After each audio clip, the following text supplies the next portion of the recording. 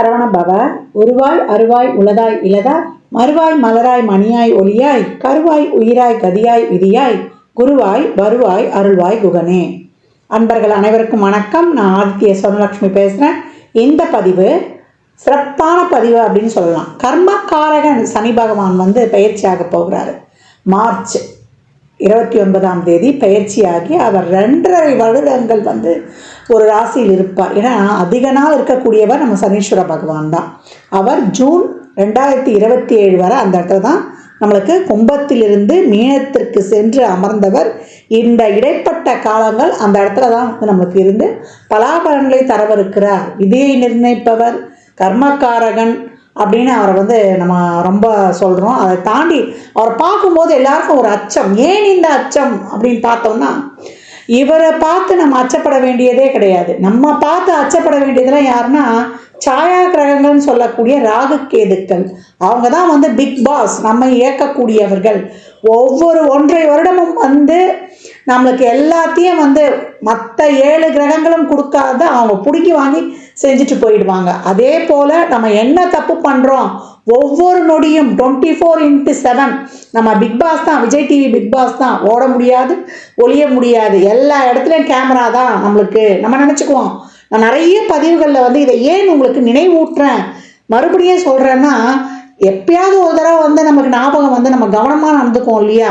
அதனால் ஏற்கனவே இருக்கிற கர்மாவால் தான் நம்ம பிறந்து இவ்வளோ கஷ்டப்படுறோம். இனி வரக்கூடிய காலங்களில் நம்ம எப்படி பக்குவமாக ஒரு இறை வழிபாட்டோடு, ஒரு இறை மார்க்கத்தோடு, ஒரு நேர்மறை சிந்தனைகளோடு நம்ம அன்புணர்வோடு, அதே போல் நன்றி உணர்வோடு நம்ம நடக்கும்போது நமக்கு எல்லாமே ப்ளஸ் ஆர் மைனஸ் எல்லாமே நம்ம சரிசமமாக பாவித்து பக்குவமாக கடந்துடுவோம்.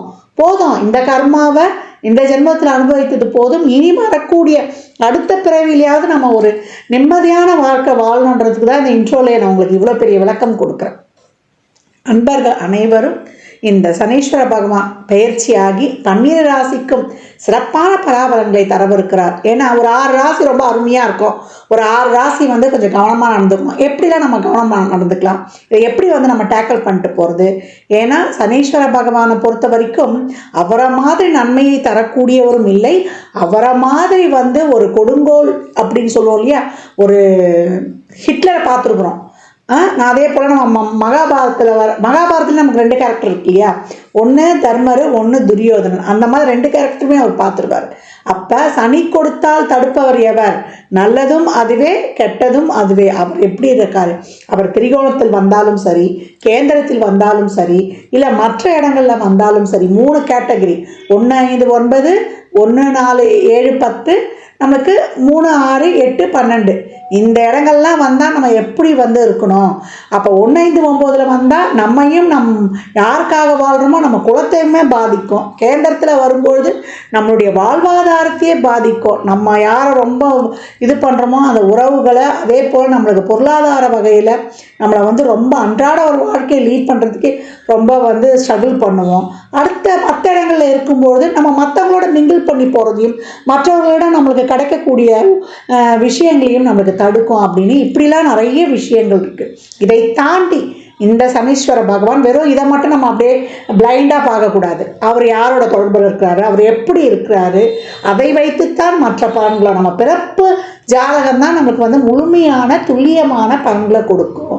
அப்போ இப்போ பிளேஸ் ஆகக்கூடிய கும்பத்திலிருந்து அவருடைய மூல திரிகோணம் பலம் பெற்ற வீட்டிலிருந்து கால சக்கரத்தின் 11லேருந்து 12க்கு போகக்கூடிய சனி உலகளாவிய அளவில் மிகப்பெரிய மாற்றங்களை ஏற்படுத்துவார்.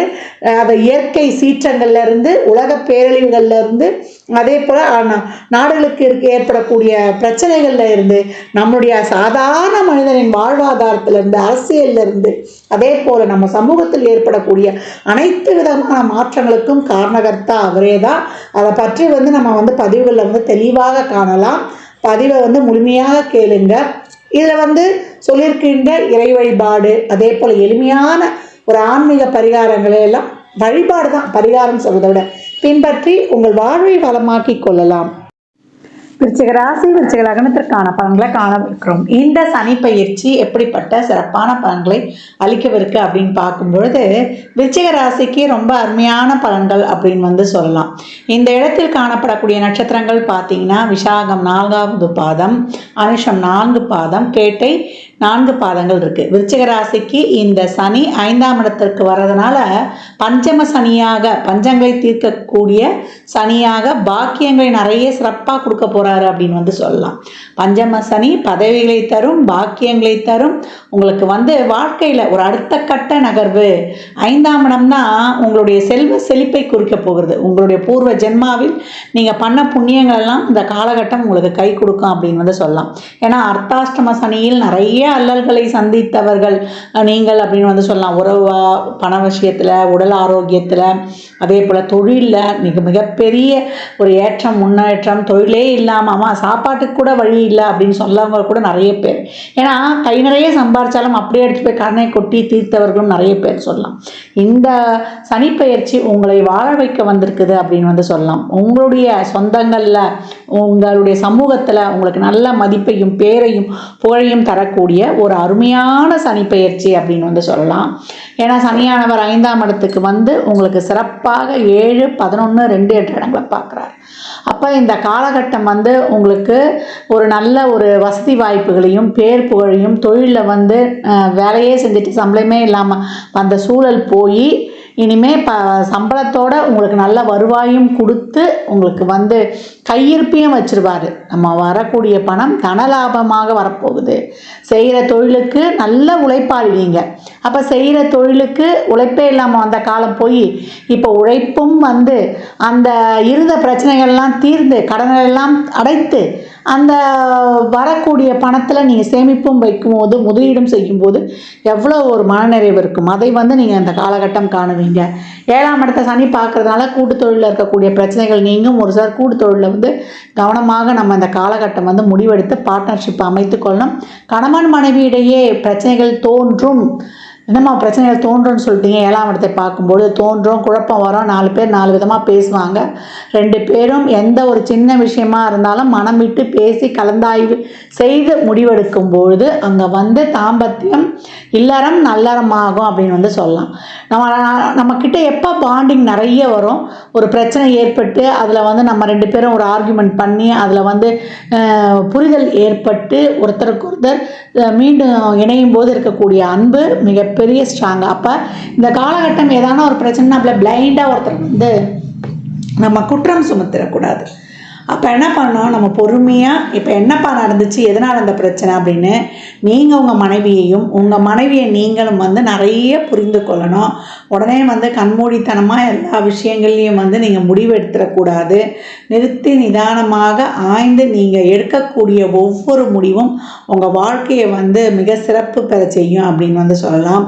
நிறைய வண்டி வாகன சேர்க்கை இது வரைக்கும் நான் நிறைய பழசை கொடுத்து புதுசாக மாற்றணும்னு நினச்சேம்மா. நிறைய இந்த வண்டி ரொம்ப நாள் உழைச்சிருச்சு, ஒரு புது வண்டி வாங்குறதுக்கு ஒரு வாய்ப்பே அமையலைன்றவங்களுக்கு இந்த காலகட்டம் நல்ல வாய்ப்பு அமையும். நல்லா வாகனங்களை மாற்றி கொள்வீங்க. அதே போல் ரொம்ப நாளாக எனக்கு இந்த மாதிரி ஒரு இடம் கட்டணும், இந்த இடத்துல இடம் வாங்கணும், இத்தனை ஒரு 3 பெட்ரூம் போட்டு உள்ள இன்டீரியர் டெக்கரேஷன் வச்சு நான் ஒரு கனவு இல்லமாகவே வச்சுருக்கிறேன் அப்படின்னு சொன்னவங்களுக்கெல்லாம் இந்த காலகட்டம் ரொம்ப அருமையாக இருக்கும் அப்படின்னு சொல்லலாம். அவங்களுடைய எண்ணங்கள், உங்களுடைய கனவுகள், ஆசைகள் இதெல்லாம் நிறைவேறுவது அப்படின்னு.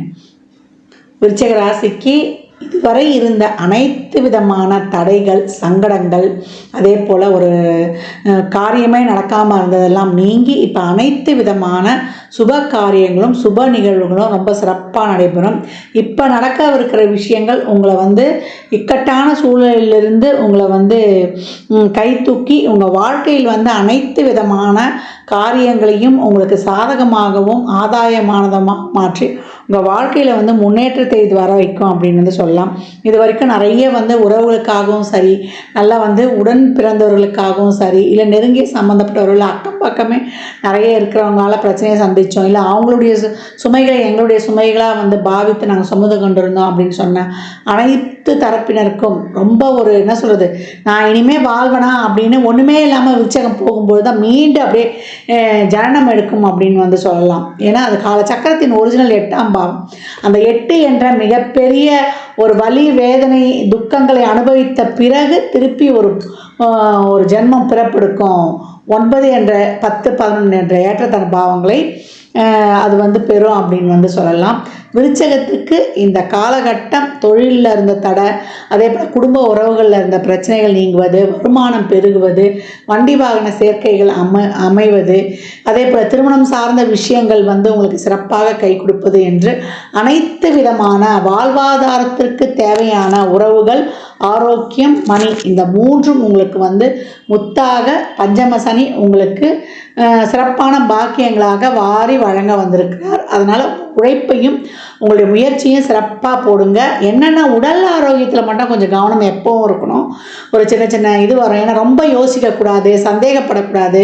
எப்போ நீங்கள் வந்து குழப்பம் இல்லாமல் நல்ல தெளிவான முடிவுகள் எல்லாம் எடுக்கிறீங்களோ அப்போ வந்து உங்களுக்கு சிறப்பான செயல்பாடுகளை செய்யணும். ஏன்னா இது வரைக்கும் நீங்கள் நிறைய வந்து அனுபவம் பட்டிருப்பீங்க. நிறைய வந்து ஒவ்வொரு பிரச்சனையிலேருந்து மீண்டு வரும்போது உங்களுக்கு நிறைய எதில் தப்பு, எப்படி போனால் நம்ம வந்து வாழ்க்கையில் வந்து சிறப்பாக வரலாம் என்பதெல்லாம் உங்களுக்கு அறிந்திருப்பீங்க. நிறைய ஒர்க் ப்ரெஷர்லாம் இருந்திருக்கும். இந்த காலகட்டம் அனைத்து விதமான பிரச்சனைகளையும் சிக்கல்களையும் நல்லா ஆராய்ந்து அதிலிருந்து வெளிவரக்கூடிய அந்த வழியையும் நீங்கள் வந்து தெளிவாக கண்டு வாழ்க்கையில் முன்னேறக்கூடிய இனிமையான தருணம் அப்படின்னு வந்து சொல்லலாம்.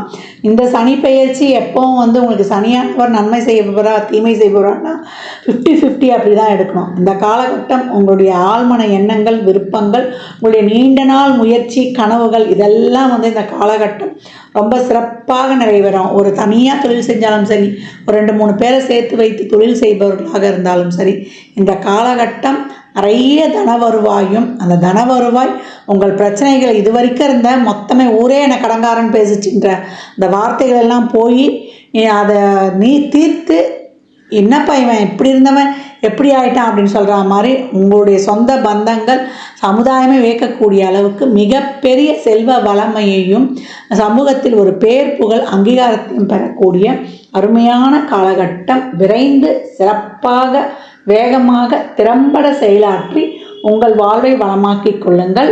விருச்சிக ராசி லக்னக்கார அன்பர்களுக்கு என் மனமார்ந்த வாழ்த்துக்களை தெரிவித்துக் கொள்கிறேன். இந்த பலன்கள்லாம் கோள்களின் கோச்சார நகர் வைத்து சொல்லப்பட்டிருக்கு. உங்கள் சுய ஜாதகத்தில் இப்போ என்ன தசாபுதி நடக்குது, அது எதற்காக ஊக்கப்படுத்துது, அது திருமணம், குழந்தை பாக்கியத்திற்கா இல்லை பொருளாதார முன்னேற்றத்திற்கா என்பதெல்லாம் உங்கள் சுய ஜாதகத்தை ஆய்வு செய்வதன் மூலம் மட்டுமே நாம் தெள்ள தெளிவாக அறிந்து கொள்ள முடியும். 12 ராசியினருக்கும் இந்த சனி பெயர்ச்சி பலன்கள் வந்து சொல்லியிருக்குது. இந்த சனி பெயர்ச்சி பலன்களை எப்படி எடுத்துக்கணும்னா, இப்போ உங்களுக்கு சனி தசாவோ சனி புத்தியோ நடக்குது, இல்லை சனி எந்த ஸ்தானங்களில் உட்கார்ந்துருக்காரு, பெரும்பாலும் 10, 11 அப்படி உட்கார்ந்துருக்காரு, இல்லை 3, 6 ஸ்தானங்களில் உட்கார்ந்துருக்காரு, உங்கள் லக்னம் ராசிக்கு ஒரு சிறப்பான இடத்துல அமர்ந்திருக்காரு அப்படின்னும் போது நீங்கள் வந்து கொஞ்சம் வந்து பாசிட்டிவாகவே எடுத்துக்கலாம். சனியோட வந்து ஒரு சுக்கிரனோ ஒரு புதனோ ஒரு குருவோ இருந்தால் உங்களுக்கு அதிக அளவு சாதகமற்ற பலன்கள் நடக்காது. ஒரு ராகு, கேது, சூரியன், செவ்வாய் இவங்க இருந்தாங்கன்னா அவங்க கொஞ்சம் கவனமாக இருக்கணும். இதே ஒரு சனி தசா, ராகு புத்தி, கேது புத்தி, சூரிய புத்தி, சந்திர புத்தி இதெல்லாம் நடக்குது அப்படின்னும் பொழுது பகைகளோடு இருந்து அவர் தசை நடத்துகிறாரு, அவர் இருக்கக்கூடிய ஸ்தானங்களும் சிறப்பு இல்லைன்னா நீங்கள் வந்து ரொம்ப கவனமாக இருக்கணும் அப்படின்னு வந்து எடுத்துக்கலாம். இதே ஒரு சுக்கிர தசா, குரு தசா, ஒரு புதன் தசா நடக்குதுன்னா நீங்க கொஞ்சம் வந்து கடந்து வந்துடலாம் அப்படின்னு வந்து சொல்லலாம்.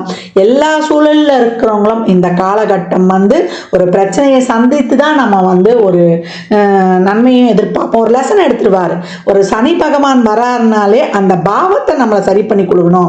அப்போ நீங்கள் வந்து எதுலேயும் உங்களுக்கு பிரச்சனை இருக்கா, உங்கள் உடல் ஆரோக்கியத்தில் பிரச்சனை இருக்கா, இல்லை உங்கள் லைஃப்பில் பிரச்சனை இருக்கா, உங்கள் குடும்பத்தில் பிரச்சனை இருக்கா, உங்களுடைய உறவு முறையில் பிரச்சனை இருக்கா, நீங்கள் போகிற வழியில், உங்களுடைய சிந்தனையில், உங்கள் சிந்தனை தெளிவில்லாமல் இருக்கா, உங்கள் தொழிலில் பிரச்சனை இருக்கா, அதே போல் நீங்கள் சமூகத்துக்கு இருக்கக்கூடிய சமுதாயத்தில் இருக்கான்னு எல்லாத்துலேயும் இருக்கக்கூடிய பிரச்சனைகளை சுட்டி காட்டி அதை வந்து நீங்கள் இந்த காலகட்டம் அதை வந்து சரிப்படுத்திக் கொள்வதற்காக தான் வந்து நம்மளுக்கு இவர் இந்த 7.5 சனி காலகட்டங்களில் வர்றாரு. இந்த கர்மாக்களை வந்து நம்ம அனுபவித்துடணும். இதை வந்து நம்ம அனுபவிக்கணும்னு வச்சுக்கோங்களேன், நான் ஏற்கனவே பதிவுகளை சொன்ன மாதிரி நம்ம அடுத்த ஜென்ரேஷனுக்கு வந்து நம்ம கடத்திருவோம்.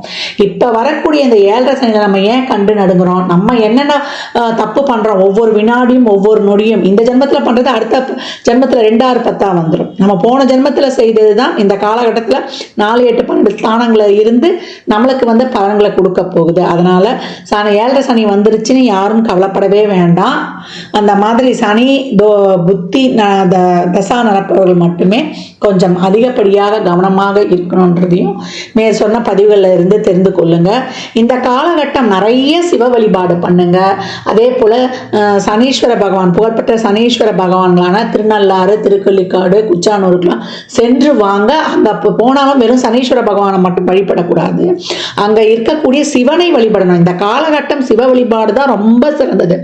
ஆரோக்கிய குறைபாடு இருக்கா, சிவனுக்கு பிரதோஷத்திலேயோ இல்லை அமாவாசையிலேயோ இல்லை அஷ்டமி நாட்களில் பைரவருக்கோ நீங்கள் வந்து விபூதி அபிஷேகம் வாங்கி கொடுப்பது, செல்வ செழிப்புக்கு சந்தனத்தை வாங்கி கொடுப்பது, தோஷங்கள் இருக்குது போகணும் அப்படின்னா பால் வாங்கி கொடுப்பது, அதே போல் நிறைய வந்து உங்களுக்கு அருகம்புல் வாங்கி விநாயகரை வழிபடுவது. விநாயகர் வழிபாடு தொடர்ந்து பண்ணணும். ஏன்னா சித்தி புத்தி, அதாவது சிந்தனையையும் கொடுத்து புத்தியையும் கொடுத்து வெற்றியையும் கொடுத்துருவார். சிந்தனை தெளிவை கொடுத்து நல்ல அறிவை கொடுத்து வெற்றியையும் வந்து அவர் வந்து கொடுத்துருவாரு அப்படின்னு வந்து சொல்லலாம்.